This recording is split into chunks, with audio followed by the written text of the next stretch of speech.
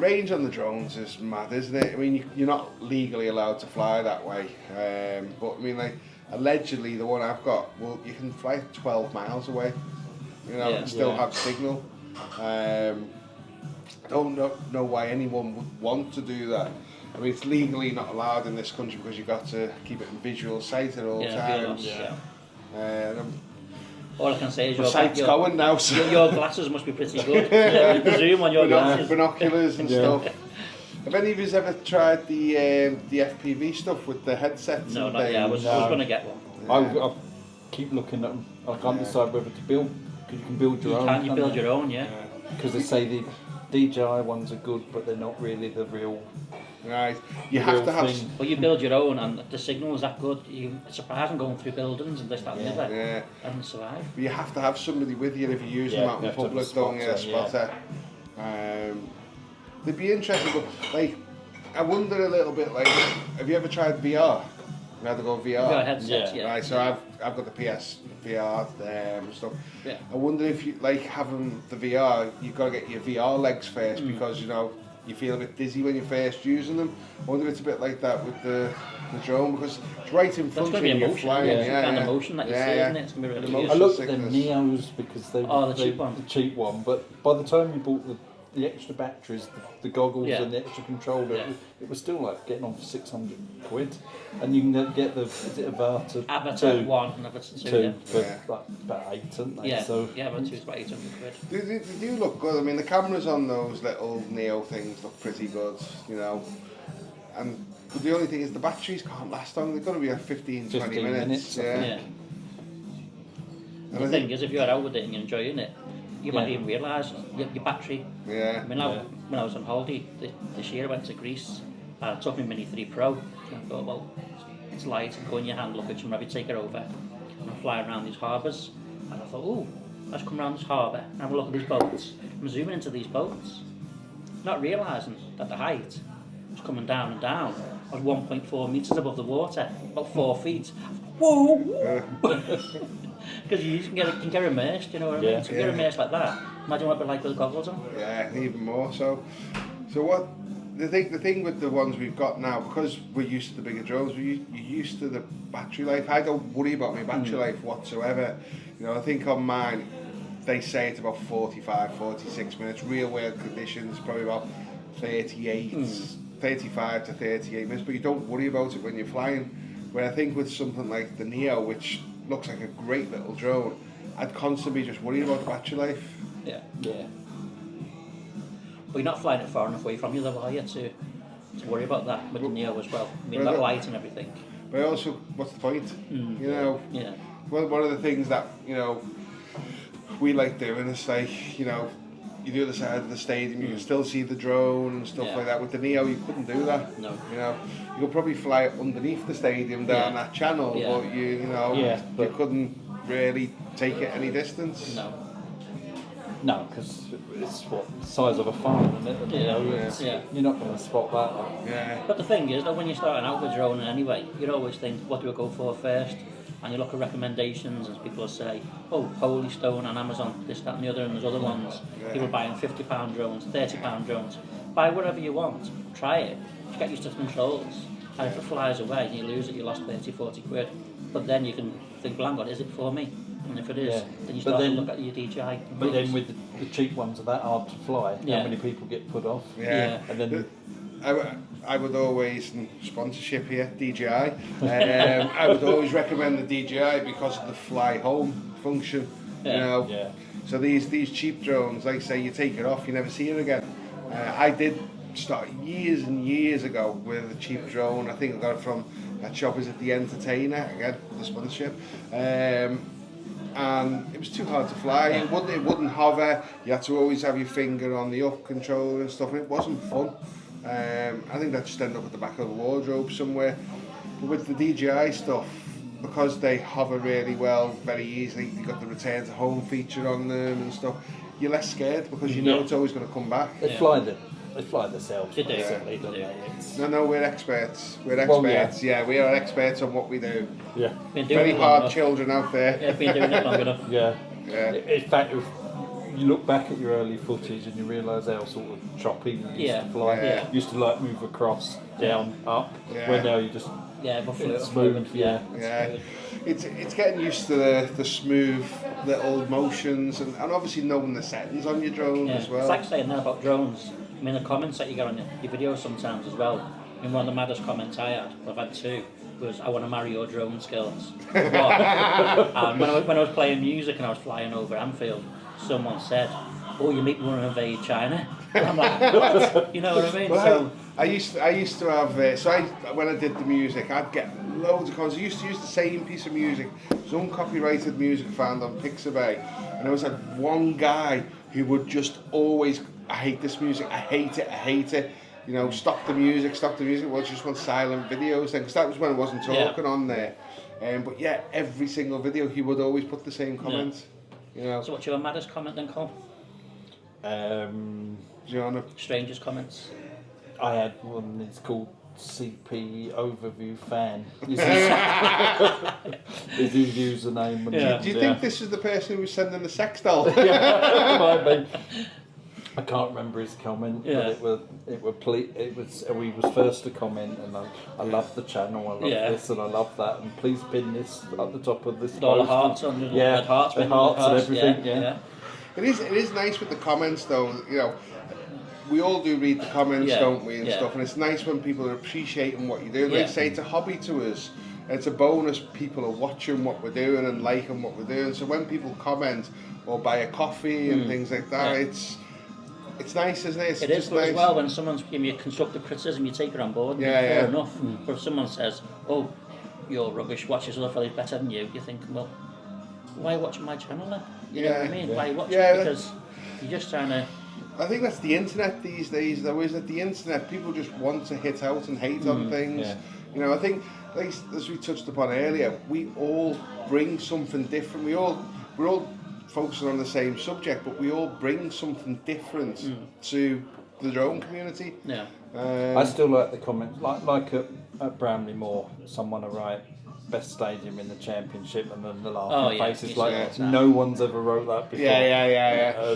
I just write, but we're not in the championship, so you know, we get that a lot. But why feel the need to come on and actually write something like that? Yeah. Do you think they're really funny? Do they think, you know, it's going to upset me or upset yous and stuff? You know, the mad thing is though, that's it, I'm going to stop droning now because someone's wrote that. But the comments that you get, it's mad because people have to take it on board, because on Anfield there used to be a fair liquor bottle on the roof, and there was a bit of rope on the roof as well. And I just comment on them and say, "Free the fair liquor bottle." It's watching more matches than some fans because it was there. And someone actually sent that to Liverpool support, and LFC help then come on and clean the roof.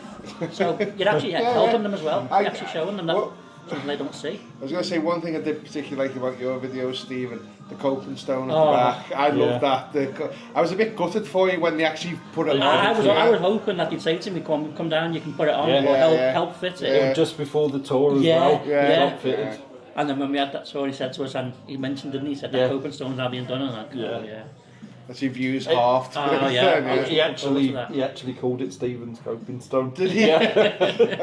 Just go round and write your name on it. I know. Take a ladder. Yeah. That's one thing I missed out on, was the tour. You know, you guys got to do the tour. The videos were good on the tour. They were, but it was, in a way, it was a bit of a shame because there were 6 videos all at the same time. Yeah. But as well, we can see them the same.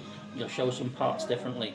But the amount of stuff that you have to cut out and edit, and they said you can't show this, you can't do that. So fair enough, you know what I mean? Yeah. Because they're just protecting their IP at the moment. Obviously, some things more. I think I don't know.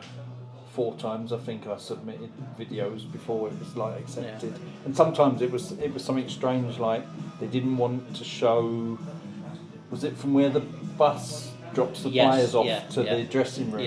Because we walked from there. They didn't want to show that. For security reasons. They didn't want you to show from the dressing room to the tunnel. No.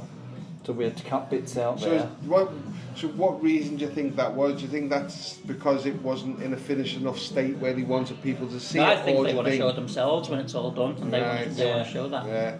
Do you think there'll be a possibility of getting invited once it's completed by the club? Because obviously everybody's been trying to promote the stadium and show this worldwide. You know, we're getting viewers all over the world.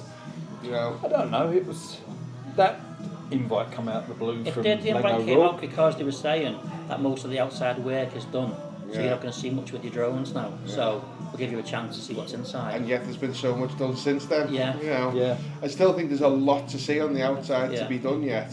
Obviously, you've got Everton Way, the scaffolding up at the moment. Like you didn't. We was there 4 hours for that tour. There was loads that they showed us that you'd never think they would do. You thought it was going to be. Well, I presumed it'd be quite a quick. You know, walk in. Half an hour, there you go. Half an hour. There's the inside the stadium. Thanks very much. Bye. And no, it was. Yeah, I think when you got the tour, I'd only been doing it 2 months, maybe 3 months and stuff, so I missed out. I remember feeling very jealous that you got to see the inside and stuff, but both of you said it looked better on the inside than it does on the outside. It looks spectacular on the inside. It's just that first word that you walk down that tunnel, players' tunnel to the halfway line, and first words out of my mouth, I think you might say, I don't know if you're the same, but it was wow, because you're just taking it all in, you know what I mean? That's something that you're not going to see again, really, unless you do maybe a second tour when it's all finished and the team are in there. And like, where else did we go? We went in the owner's box, even though it was an empty shell, and wasn't allowed to film in there. We'd seen the owner's box before the owner. Right, that's quite cool. Like we would never ever be in here again. I've been. I used to have a friend who used to work for Liverpool Football Club. It was pretty high up, and I used to get tickets there. And I've been in the Players' Lounge quite a few times there. I was in the old Players' Lounge before they did the main stand, and I was in the new Players' Lounge. Really nice. Got treated really well. Like I say, I'm a massive Evertonian, but got treated and looked after really well within the football club. It was a great 0-0 draw with Norwich. That's all I can say. I've been there quite a few times. Quite a nice stadium, I'm feeling. And was it Carlsberg on draft, was it? There was free drink, it was free drink, free food. What was quite nice about the experiences, after the game you could go and have some more food if you wanted to sit in the lounge for about an hour, let all the traffic go, and then you just went to your car and just got up. Like at Brownlee Moor, the dressing rooms had a padlock on, didn't they? And I know some people who worked there and they'd never seen in the dressing room and they were working there. Yeah. Have you seen the latest pictures of the dressing room? They look very impressive. And I remember hearing some stories from other football clubs where the away dressing room, they like put the heating on and things like that on full blast. So everyone's, if they've got heating. Some funny stories. I love hearing all the old football stories. Only cold water for the showers and all sorts. Obviously, love the Brian Clough stuff. The Dean Saunders story obviously springs to mind. It's just hysterical. Really good doing the stadium. It's getting a unique view of what we get. And seeing it grow from what it has. I mean, the thing is, for us, we can see the pitch, but we're seeing it from like 300-400 feet up. And people are saying it's really lush, this, that, and the other, and you see people who work there and they're showing pictures inside of the grass and it looks smart from there. But we're seeing it down, and you can see patches, different patches and areas. Because one of the things I pick up quite a bit on my videos, the ends of the pitch just look quite patchy, and as you say, when you see the shots, not quite seeing the shots of the ends of the pitch, they tend to show a bit more of the middle. But someone said they're going to cover that with AstroTurf, but I don't see the point of them seeing it and then putting AstroTurf over and stuff. As far as I know, that AstroTurf's done. That's what I think. That's what I've been told. I mean, I'm not, as an Everton fan, obviously not worried about it. There's like 8 months till that pitch is going to be used. It's a long way going. And it's December. And they're wondering why the grass is not growing too fast. Well, that's another thing I was just about to say. Some of the comments about like, oh my God, what type of grass did they put down? We're in the middle of winter. The undersoil heating will be doing this job. The lights will be doing this job. It just grows slower. As well, people say there's no obstructive view there, but there is. There's a couple. When you're right at the side of one of those tunnels, the steps coming up, wherever, and you're right at the side of that, you wonder. You're going to have to try and look over and try and see down. Well, I picked up on one. They were talking about it on Grand Old Team, so I covered it in one of my videos. In the away end, up in the corners, there's actually a bit of a I think it's for disabled access, or where there's posher seats up there, but there's like some concrete that comes down and a seat next to it. You will not be able to see the South Goal. You might be if you lift up and you can see, you know, on the floor level, but I mean, they do have seats that they don't sell in stadiums as well, isn't they? So that could be one of them. So talking of that, do you remember when Taylor Swift was at Anfield? Yes. They sold tickets behind the stand. Yeah. You couldn't see anything. Why would someone buy that? I know. It's just I would imagine it would just be the experience of being there, wouldn't it? You feel the atmosphere. I would never do it myself. Well, sat outside in the car park. Yeah. But I my youngest daughter a few years back was a massive Spice Girls fan. She's 15 now. She must have been about like 9 at the time when they toured, and my wife took her. I took my other daughter for some food and stuff, and we walked around the Etihad when the Spice Girls was playing. It'd be the same experience as sitting behind the screen, you know. I don't see the point paying 40 to 80 quid to do that. But I'm sure she's just a cash making machine who's smarter than all three of us. Well, yeah. Yeah. We're sat in the pub while she's in a luxury mansion.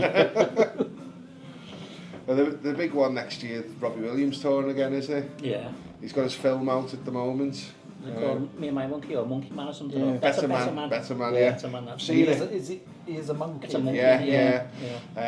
I've seen it. Wife's a huge Robbie Williams fan. It's very good. I would say I get the use of the monkey. It's like you can look at it in multiple different ways. He's a performing monkey. Yeah. Or he says he's less evolved than everybody else. He feels less evolved. But there's some really dark scenes in it. It's like I really thought it was dark. because that Me and My Monkey song. Yeah, You know what I mean? Well, that's like about his alter ego, isn't it? Right. So you're lucky I got to take the grandkids to watch Sonic the Hedgehog. I'd watch that as well. Oh no, it was terrible. But some of the scenes in it go on as drug abuse and needles and things. Like I didn't realise he was like that bad. And I think it would be much worse seeing a human do it rather than a monkey. You know, it's bad enough seeing that, but I think it just takes that little edge off it. But it does work as a film. Yeah. You know, Mrs. cried 4 times. I say huge Robbie Williams fan. But the Americans just don't get it. I'm just seeing loads on social media. Americans go, who the hell's this British guy? Have any of you two ever been hypnotised? Never. My wife's been hypnotised to stop smoking, and what are we, 2.5 years later, still not smoking? I think I've been hypnotised 3 times. I was on the Royal Court in Liverpool in front of 1,000 people, done that. Then I was on the Granada News, because they went to me back. My pants got robbed. I was just at Chippendale and my trousers got robbed. They were around my ankles and running around, and some woman must have stood in them and took my pants. So the hypnotist gave me £30 and said, oh, sorry about that, I got some new pants.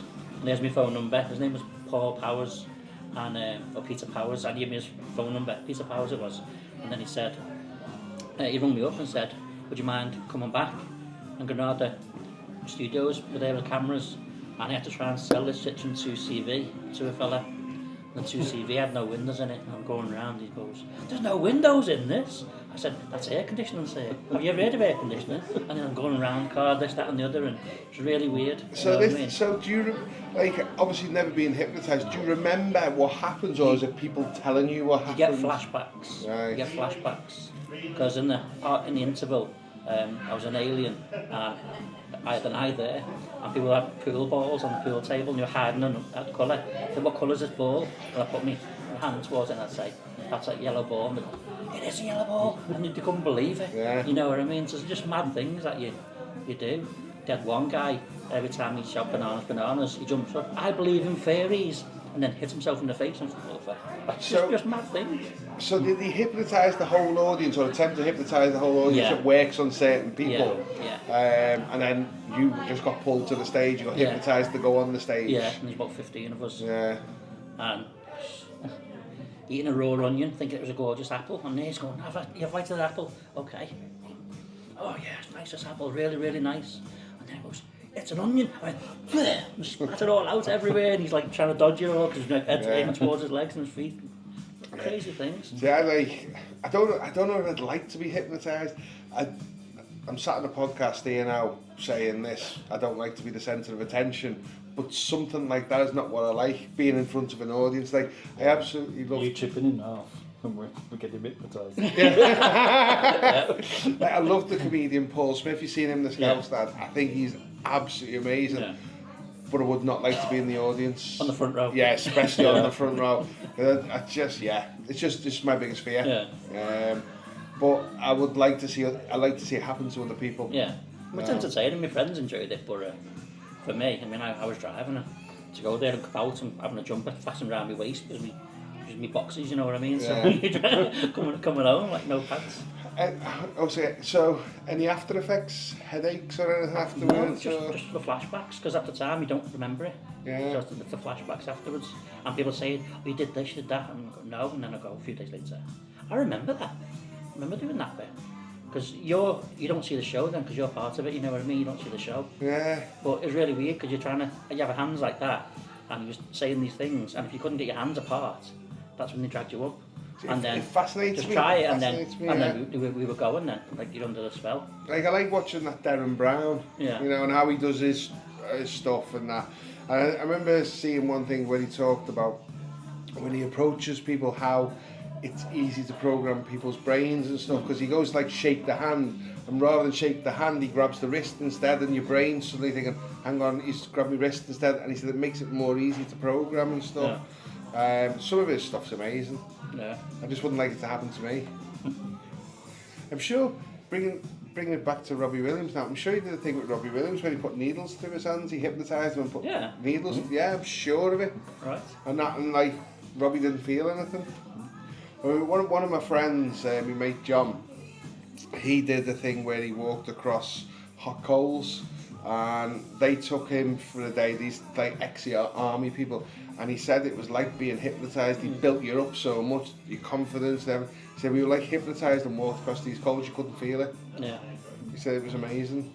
You don't remember when Beckham broke his foot before the World Cup? Yeah. Metatarsal. And Uri Geller had a picture of his foot on the front of the Sun newspaper, and everyone was to touch it at the same time. Yeah. I wonder how many people did that. This is the thing, it's like, stuff like that is what, I think it gives them a bad name. It's like, you've been hypnotised, it's happened to you, but then you see something like that where you think, me touching this newspaper is not going to do nothing, is it? You know. Well, it said he wasn't going to heal a 6-week injury in 2 weeks, was it? No. And the spoon bending. Yeah, he used to do that. He's passed away now, him, hasn't he? I don't know. Yeah, I think he's passed away a few years ago. But please like and subscribe. Yeah. See you next time. Yeah, see you next time. Cheers, guys.